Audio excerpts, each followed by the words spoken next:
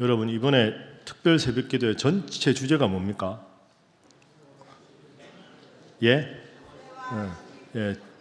자료집에 다 있는데요. 한번 따라합니다. 모세와 신일, Together 80.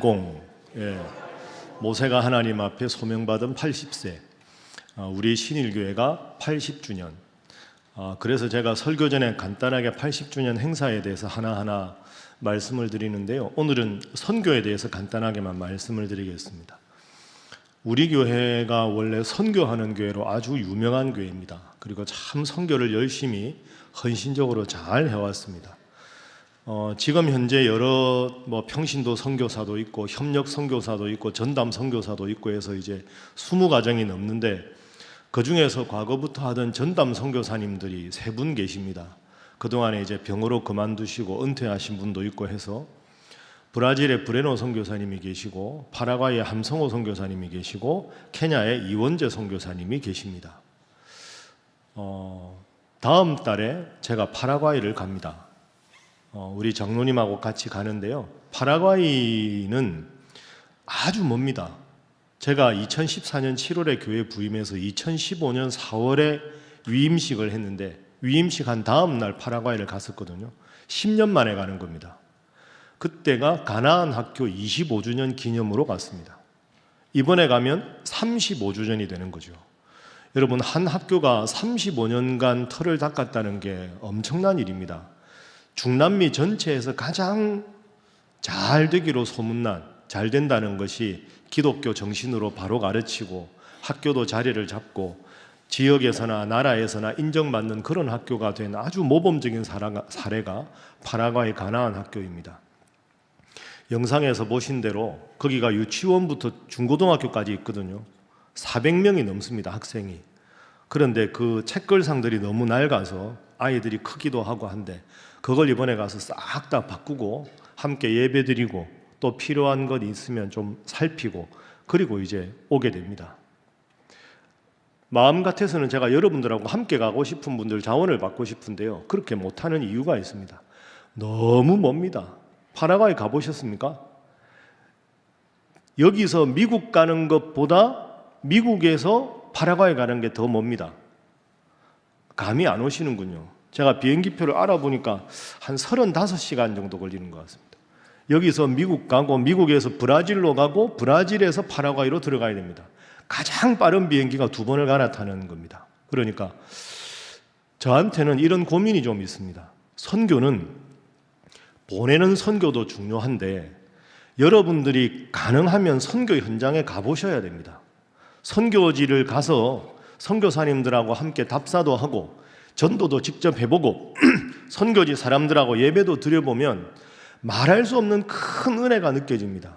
가능하면 여러분 선교는 단기 선교라도 가보셔야 됩니다. 근데 여기에 죄송합니다. 담임 목사인 제 고민이 있습니다.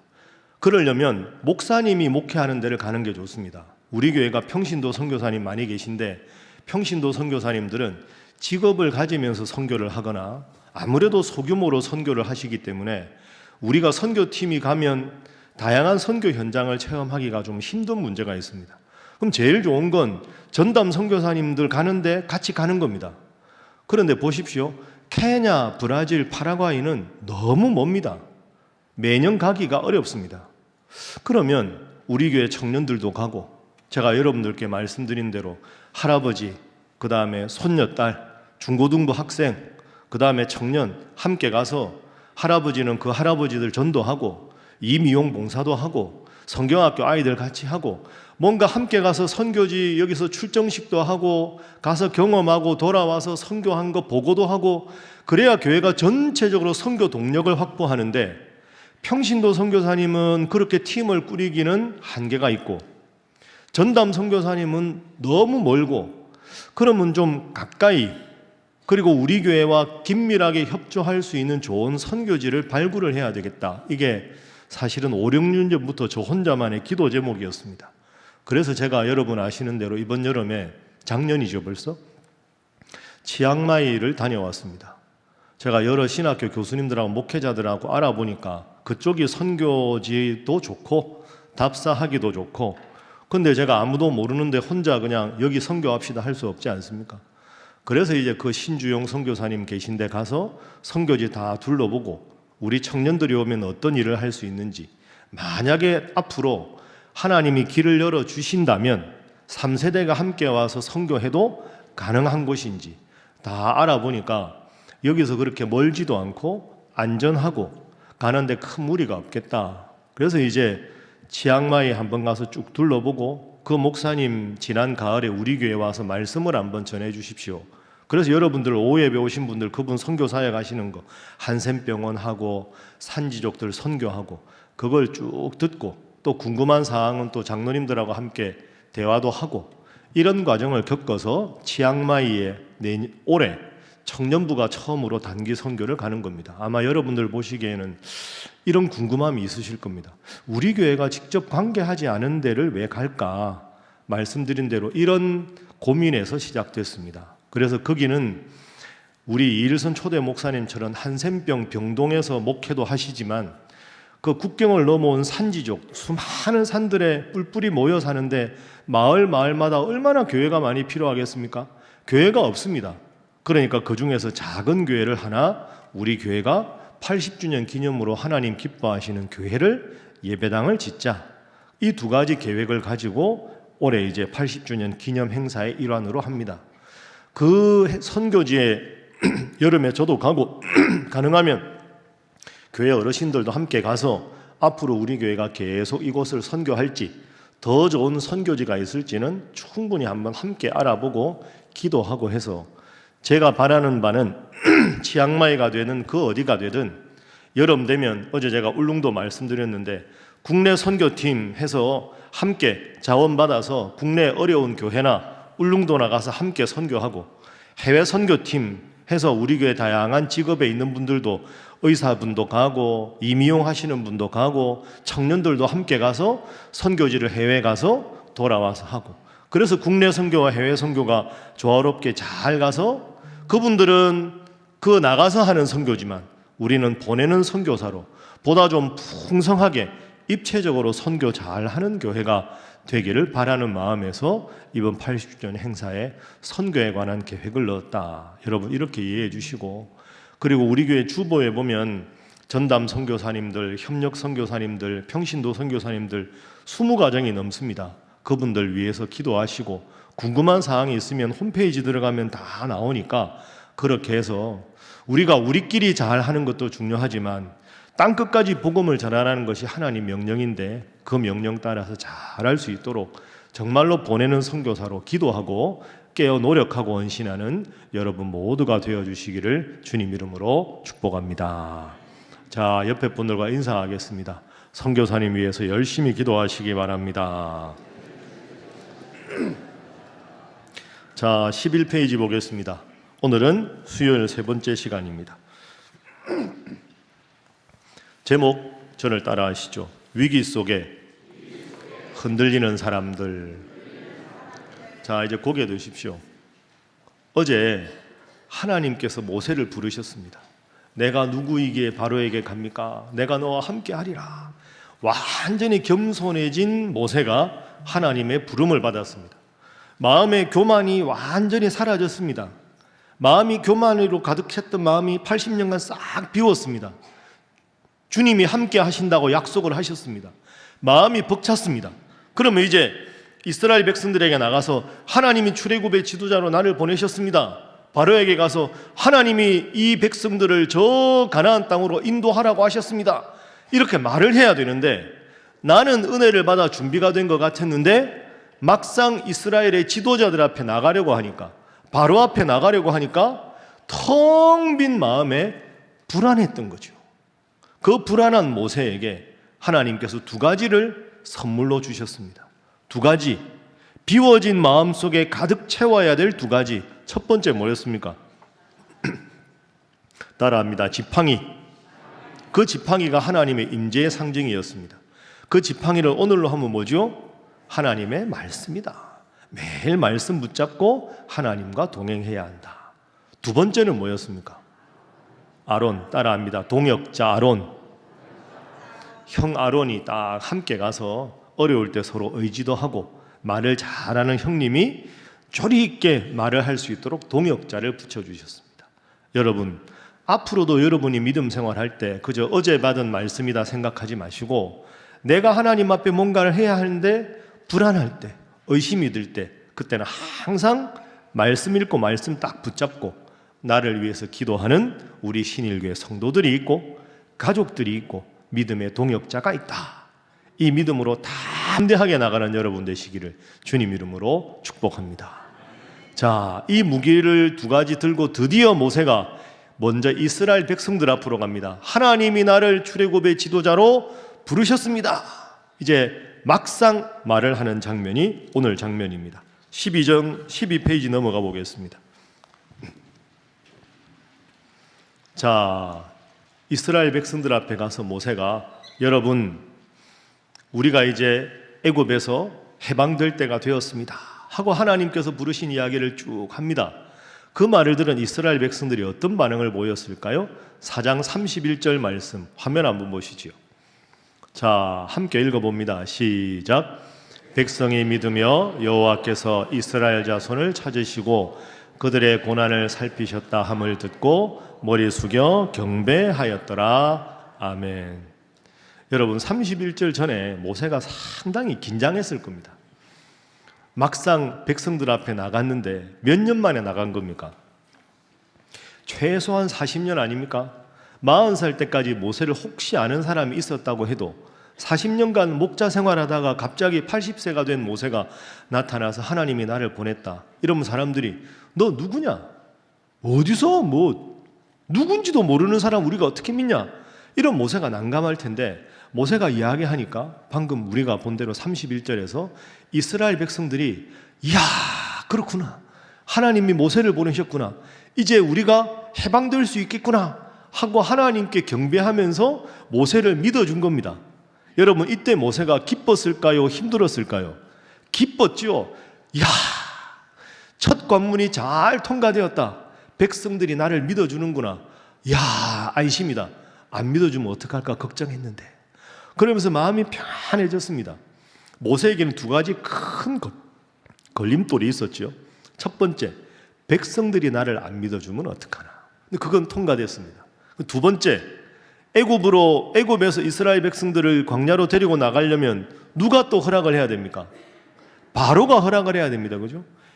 애굽에 다스리는 바로의 밑에 노예 생활을 하고 있는데 동족들은 허락을 했지만 바로의 허락을 받아야 되죠. 자, 이제 두 번째 관문입니다. 바로에게 갑니다. 5장 1절 말씀 화면 보십시오. 그 후에 모세와 아론이 바로에게 가서 이르되 이스라엘의 하나님 여호와께서 이렇게 말씀하시기를 내 백성을 보내라. 그러면 그들이 광야에서 내 앞에 절기를 지킬 것이니라 하셨나이다. 바로에게 딱 가서 저 광야에 가서 하나님 앞에 예배드리고 올 테니까 우리 며칠 휴가 주시오 하고 당당하게 요구를 했습니다. 그런데 바로가 어떤 반응을 보였을까요? 자, 2절 보십시오. 함께 읽어볼까요? 시작. 바로가 이르되 여호와가 누구이기에 내가 그의 목소리를 듣고 이스라엘을 보내겠느냐? 나는 여호와를 알지 못하니 이스라엘을 보내지 아니하리라. 아멘. 바로가 허락했습니까? 거절했습니까? 거절했습니다. 안 보낸다. 야, 여호와가 누구냐?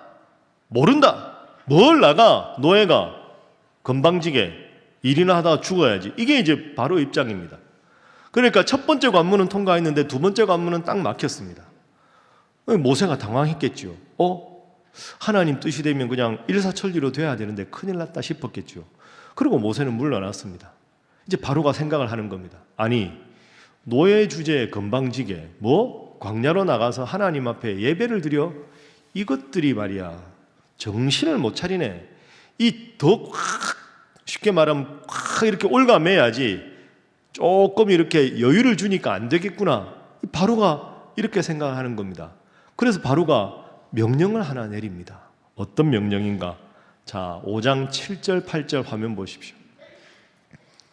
모세가 나간 다음에 바로가 공사 감독하고 벽돌 숫자를 기록하는 이스라엘 관리들을 부릅니다. 너희는 백성에게 다시는 벽돌에 쓸 칩과 짚을 전과 같이 주지 말고 그들이 가서 스스로 짚을 줍게 하라. 벽돌 만들 때 짚을 넣어야 되는데 짚은 다 주고 벽돌 만들어라 그랬는데 이 게을러 가지고 딴 생각한다고 짚도 주지 마. 8절 그들이 전에 만든 벽돌 수효 그대로 벽돌 숫자는 그대로 만들되 짚은 제공을 했는데 짚은 주지 말아라. 그들에게 만들게 하고 숫자를 감해주지 말아라. 그들이 게으름으로 소리질러 이르기를 우리가 가서 우리 하나님께 제사를 드리자 하나니. 자, 일이 더 잘 풀렸습니까? 일이 더 꼬였습니까? 꼬였습니다. 큰일 났습니다. 짚이라도 있어야 벽돌 수요 만드는 것도 겨우 하는데 짚을 안 주면 집 주우러 다 다니는 시간, 그 시간도 일해야 되고 수요도 그대로 하게 되면 노동시간이 더 많아져 버린 겁니다. 그러니 이스라엘 백성들 중에서 야 이거 큰일 났다 이래가지고 우리가 뭐 출애굽은커녕 아무것도 못하겠다, 바로가 더 우리를 못 살게 구는데 어떻게 해야 되느냐, 이런 결론이 생긴 거죠. 자, 그래서 대표자들이 갑니다. 아이고 왕이시여, 이러면 우리 일 못합니다. 좀 봐주십시오. 왜 이렇게 우리를 심하게 하십니까? 항의를 합니다. 17절 이하를 보시죠. 자, 17절 말씀 보십시오. 바로가 이르되 너희가 게으르다 게으르다, 따라합니다. 게으르다 게으르다, 이렇게 말합니다. 그러므로 너희가 이르기를 우리가 가서 여호와께 제사를 드리자 하는도다. 이제 가서 일하라. 짚은 너희에게 주지 않을지라도 벽돌은 너희가 수량대로 바칠지니라. 모세가 그렇게 말한 다음에 예배드리러 간다는 걸 방해하고 대표자들이 가서 봐주십시오. 안 봐줍니다. 이어지는 19절도 계속 보십시오. 기록하는 일을 맡은 이스라엘 자손들이 너희가 매일 만드는 벽돌을 조금도 감하지 못하리라 함을 듣고 화가 몸에 미친 줄을 알고, 야 큰일 났다, 괜히 모세 말 듣고 광야에 나간다고 했다가 우리만 고생하게 생겼다. 이어지는 20절 그들이 바로를 떠나 나올 때 모세와 아론을 딱 하필 거기서 만났습니다. 자, 이들이 모세와 아론에게 뭐라고 말하느냐? 함께 읽습니다. 21절 시작. 그들에게 이르되 너희가 우리를 바로의 눈과 그의 신하의 눈에 미운 것이 되게 하고 그들의 손에 칼을 주어 우리를 죽이게 하는도다. 여호와는 너희를 살피시고 판단하시기를 원하노라. 아멘.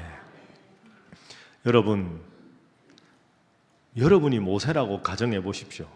하나님이 말하라고 해서 말을 했는데 바로는 더 화를 내고 자기 편이라고 하나님 앞에 경배하고 모세를 받아들였던 이스라엘 백성들도 모세를 보자마자 당신 말이야 괜히 엉뚱한 소리 해가지고 우리 마음만 받고 우리가 말했다가 집도 안 주고 우리 어떻게 하는 말이냐, 그 말이야 막 모세에게 비난했겠죠. 여러분, 이 상황에서 여러분이 모세라고 가정해 보십시오. 기가 막힐 노릇 아닙니까? 하나님, 차라리 목자가 나았습니다. 제가 왜 여기 와서 이런 고생을 하고 이런 욕을 먹어야 합니까? 첩첩산중 아닙니까? 처음에는 일이 쫙 풀릴 것 같았다가 바로가 딱 막아버리니까 이제는 자기를 환영했던 이스라엘 지도자들도 막았습니다. 하나님이 당신과 우리 사이를 판단하기를 원하신다는 21절은 하나님이 당신에게 저주를 내리기를 원하신다, 이런 뜻입니다. 여러분, 이게 참 주는 교훈이 큽니다. 인생은 직선이 없는 것 같습니다. 내가 기도하면 쫙 이루어지고, 이렇게 하면 하나님 한 달 안에 쫙 이루어지고, 자녀들 기도하면 공부 촥촥 해서 좋은 학교 촥촥 가고, 이게 아닙니다. 하나님의 명령을 받아서 그대로 전한 모세인데도 모세 앞에 어려움이 있습니다. 여러분, 옛날 이야기라고 생각하지 마십시오. 오늘 우리하고 똑같습니다. 내가 하나님 믿고 진짜 예배드리면 뭐가 될 것 같았는데 이 나가면 얼마나 생각지도 못한 변수가 많은지 답답하고 힘듭니다. 모세가 힘들었겠지요. 뭐라고 말하는지 보겠습니다. 22절 23절 보십시오. 화면 보시죠. 모세가 여호와께 돌아와서 아뢰되 주여 어찌하여 이 백성이 학대를 당하게 하셨나이까? 어찌하여 나를 보내셨나이까? 여러분, 저 22절에 모세의 마음이 읽어지십니까? 따라합니다. 어찌하여. 따라합니다. 어찌하여. 두 번 나오죠. 어찌하여 학대를 당하게 하십니까? 어찌하여 목자 생활 잘하는 나를 이곳에 보내셨습니까? 어찌하여 하나님, 왜 내가 이렇게 사서 고생을 해야 합니까? 어찌하여 이 모세의 마음이 어찌하여 확 들어 있습니다. 이어지는 23절도 보십시오. 내가 바로에게 들어가서 주의 이름으로 말한 후로부터 하나님 하라는 대로 했는데 바로가 이 백성을 더 학대하고 주님께서도 주의 백성을 구원하지 아니하십니다. 여러분, 어쩌면 좋습니까? 모세 힘들었겠죠. 백성들은 자기 말을 들으려고 하지 않고 바로의 마음은 강팍해지고 주위에 믿을 사람은 없고 모세는 자기가 밉고 답답하고 자기를 부른 하나님도 밉고 답답하고 이런 때입니다. 여기서 중요한 교훈이 몇 가지 있습니다. 여러분, 제가 설교할 때 말씀드렸죠. 따라합니다. 믿음의 대상은 누구라고요? 따라합니다. 하나님. 그러면 믿음의 대상은 하나님인데 우리 함께 신앙생활하는 성도들, 가족들, 이웃들, 사람들은 뭐라고요? 믿음의 대상이 아니라 따라합니다. 사람은 믿음의 대상이 아니라 사랑의 대상이다. 여러분, 이걸 꼭 기억하십시오. 모세가 분명히 이거 기억했을 겁니다. 얼마나 모세가 배신감 들었겠습니까? 처음에 이야기하니까 하나님께 경배하면서 모세 잘 왔습니다, 고맙습니다, 우리의 지도자가 되어주십시오 그랬다가 그 집 좀 안 준다고 화가 나서 나와가지고 당신은 하나님 앞에 저주받을 거라고. 모세 입장에서 얼마나 속상할까요? 며칠 전에는 그렇게 막 쓸개도 내주고 간도 내주고 모세 반가워요, 어떻게 이렇게 좋은 사람이 왔을까 막 이랬다가 며칠 만에 막 삿대질을 하는 겁니다. 여러분, 사람은 다 연약합니다. 사람은 절대적인 믿음의 대상이 아니라 사랑의 대상입니다. 가끔 누군가에게 상처받았다, 시험 들었다, 그게 어쩌면 당연한 겁니다. 오늘 본문에도 그것이 잘 드러나는 거죠. 여러분, 교회도 마찬가지입니다. 교회도 때로는 하나님 잘 믿는 우리들끼리도 연약해서 상처받을 수 있습니다. 내가 툭 던진 말 때문에 누군가 시험 들 수도 있고요. 그러니까 서로 조심해야 합니다. 그래서 교회는 왜 비유할 수 있을까? 저는 교회에 대한 제일 좋은 비유는 두 가지라고 생각합니다. 따라합니다. 교회는 병원이다. 여러분, 병원은 건강한 사람은 갈 필요가 없습니다. 아픈 사람입니다. 다 우리가 죄인입니다. 그러니까 아파서 오니까 내가 마음이 편하지 않은 거죠. 몸도 안 좋은 겁니다. 그러니까 교회는 병원이다. 다 아픈 사람이다. 다 연약하다. 여러분, 저를 너무 믿지 마십시오. 저도 연약하고 여러분 다 연약한 겁니다. 두 번째 비유는 이겁니다. 따라합니다. 교회는 목욕탕이다. 교회는 목욕탕하고 같습니다. 목욕탕 가면 몸에 먼지도 털어내야 되고 그러니까 목욕하러 왜 갑니까? 몸을 청결하게 하기 위해서. 청결하게 한다는 말은 내가 지저분한 구석이 많다는 뜻입니다. 그러니 여러분, 사람 너무 믿지 마십시오. 그리고 혹시 시험거리가 여러분 눈에 보이면 그러려니 하십시오. 나도 저럴 때가 있지, 그렇게 생각해야지. 어떻게 예수 믿는 사람이 저럴 수가 있어? 이렇게 하다 보면 서로가 서로에게 힘들고 어려울 수밖에 없습니다. 미국에 실제로 있었던 일인데요, 한 젊은 부부가 있었습니다. 그런데 이 부인이 여기 이 뺨 이쪽에 종양이 크게 있었어요. 흉터가. 그러니까 이게 사랑하는 남편이 결혼한 다음에 내가 언젠가 저 보기 싫은 종양을 예쁘게 만들어줘야 되겠다 해서 돈을 모아다가 아내를 위해서 이 뺨에 있는 흉터를 제거하는 수술을 선물로 해주었습니다. 아주 유명한 외과 의사한테 가서 이걸 수술을 했는데, 문제는 이 뺨에 있는 종양이 너무 크다 보니까 이걸 깨끗하게 하려고 하니까 이게 입에서 가까워서 이 종양을 제거하면서 입으로 가는 이쪽 신경다발을 제거할 수밖에 없었던 겁니다. 그러니까 이걸 제거를 했어요. 수술이 잘 끝났어요. 종양은 깨끗하게 됐는데 종양을 깨끗하게 하다 보니까 입술 쪽으로 가는 신경다발을 끊어내 버리니까 입술이 이렇게 비뚤어진 겁니다. 그러니까 탁 보니까 너무 좋아졌는데 슬퍼하면서 이 아내가 선생님, 제 입술은 평생 그럼 이렇게 뒤틀어진 채로 있어야 되나요? 그러니까 의사 선생님이 죄송하지만 뺨에 난 종양을 제거하기 위해서는 그럴 수밖에 없습니다. 그걸 제거하지 않으면 또 종양이 생기니까 그건 이해하셔야 됩니다. 아내가 고개를 탁 떨구고 고맙지만 이것 때문에 마음이 아픈 겁니다. 그런데 다 그 광경을 보고 있다가 남편이 아내에게 탁 다가갔습니다. 그리고 뭐라고 말을 하면서 미국 사람들은 서로 이렇게 볼에 입 맞추기도 하고 키스하잖아요. 그러니까 남편이 아내에게 키스를 딱 하는 그 장면을 보고 이 의사가 자기도 모르게 눈물을 쫙 흘렸다는 거죠. 왜 그랬느냐? 이 남편이 그 아내에게 탁 가서 입술이 비뚤어졌다고 지금 슬퍼하는데, 여보, 나는 지금 당신의 이 입술이 너무 사랑스러워. 평생 사랑할 테니까 걱정하지 마. 이러고는 안아주고 아내의 그 입에다가 키스를 하는데, 잘 보니까 이 남편이 그냥 키스하는 게 아니라 아내의 뒤틀려진 입술에 자기 입술을 뒤틀게 만들어서 똑같이 맞추어서 키스를 하더라는 거죠. 아주 짧은 순간인데 외과 의사가 그걸 보고 너무 감동했다는 거죠.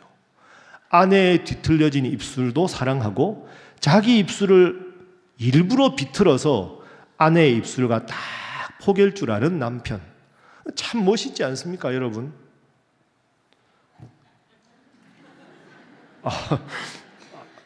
아니 뭐 우리하고 문화는 다르지만 그 멋있잖아요. 제가 이 이야기 읽으면서 그런 생각했습니다. 교회가 이래야 된다. 교회가. 저분은 왜 저럴까가 아니라 저분이 저러면 저분의 눈높이에 맞춰서 다시 이렇게 할 줄도 알고, 나는 이렇게 생각했는데 저렇게 생각할 수도 있구나. 그럼 또 그분 입장에서 이렇게 또 할 줄도 알고, 저분은 왜 저렇게 가시도친 말을 하지? 저분이 이런 사연이 있구나. 그분 입장에서 나를 배려하는 삶. 입술이 이렇게 생겨야 되는데 왜 저럴까가 아니라, 비틀어진 입술이라면, 뒤틀려진 입술이라면 그 입술에 내 입술을 맞추어 가는 게, 제가 그게 목회고 그게 교회고 그게 성도구나, 그런 생각했습니다. 여러분, 다 연약한 존재입니다. 그렇게 환영했다가도 모세에게 하나님의 저주를 선포하는 게 이스라엘 백성이다 생각하시고, 연약한 점 보이더라도 서로 사랑하고 서로 배려하는 여러분 되시기를 주님 이름으로 축복합니다. 자, 옆에 분들과 인사 한번 하겠습니다. 그럼에도 불구하고 사랑합니다. 그럼에도 불구하고 안아주고 사랑하는 것, 그게 필요합니다. 한 가지만 더 정리하고 말씀을 마치겠습니다. 여러분, 어제 제가 두 가지, 그죠? 지팡이와 동역자 말씀드린 대로 외롭고 힘들 때 첫 번째로 기억할 것은, 사람은 믿음의 대상이 아니라 사랑의 대상이다. 두 번째가 있습니다. 따라합니다. 하나님의 약속의 말씀을 붙잡아야 한다. 내가 원하는 대로 일이 되지 않으면 마음이 흔들립니다. 그럴 때 항상 우리가 해야 될 건, 하나님이 나를 보내셨다. 모세 입장에서 보면 하나님이 나를 보내셨다. 상황이 꼬여도 힘들어져도 하나님이 약속하셨으니까 약속의 말씀 붙잡고 나가면 하나님께서 이 모든 어려움을 극복해 주실 것이다. 이 하나님의 약속을 붙잡아야 합니다. 자, 그 부분 보겠습니다. 6장 1절 한번 보십시오. 6장 1절 말씀. 여호와께서 모세에게 이르시되, 이제 내가 바로에게 하는 일을 내가 보리라. 강한 손으로 말미암아 바로가 그들을 보내리라. 강한 손으로 말미암아 바로가 그들을 보내리라. 강한 손으로 말미암아 바로가 그들을 그의 땅에서 쫓아내리라. 하나님이 다시 약속해 주셨습니다. 5절부터 7절에도 하나님이 다시 약속해 주셨습니다. 애굽 사람이 종으로 삼은 이스라엘 자손의 신음소리를 내가 듣고 나의 언약을 기억한다. 6절 말씀. 그러므로 이스라엘 자손에게 다시 말하라. 나는 여호와라. 내가 애굽 사람의 무거운 짐 밑에서 너희를 빼내줄 것이다. 그들의 노역에서 너희를 건져줄 것이고 편팔과 여러 심판들로서 너희들을 속량하여, 7절 말씀, 너희를 내 백성으로 삼고 나는 너희의 하나님이 되리니 나는 애굽 사람의 무거운 짐 밑에서 너희를 빼낸 너희의 하나님 여호와인 줄 너희가 알지라. 여러분, 살다가 하나님 뜻 믿고 나갔는데 뜻밖의 어려움을 만날 때가 있습니다. 외롭고 괴로울 때가 있습니다. 그럴 때는 왜 나에게 이런 어려움을 주십니까가 아니라 그래도 하나님은 나를 사랑하신다, 하나님은 분명히 나에게 말씀으로 약속하셨다, 이 약속 믿고 나가면 하나님께서 여러분에게 다시 힘을 주시고 승리의 그날을 주시는 줄로 믿습니다. 사람은 사랑의 대상이다. 다 연약하다. 힘들고 어려울 때는 하나님의 약속만 믿고 나가라. 여러분, 저를 한번 따라해 보시죠. 기도는 약속을 믿고 어려움을 이기게 한다.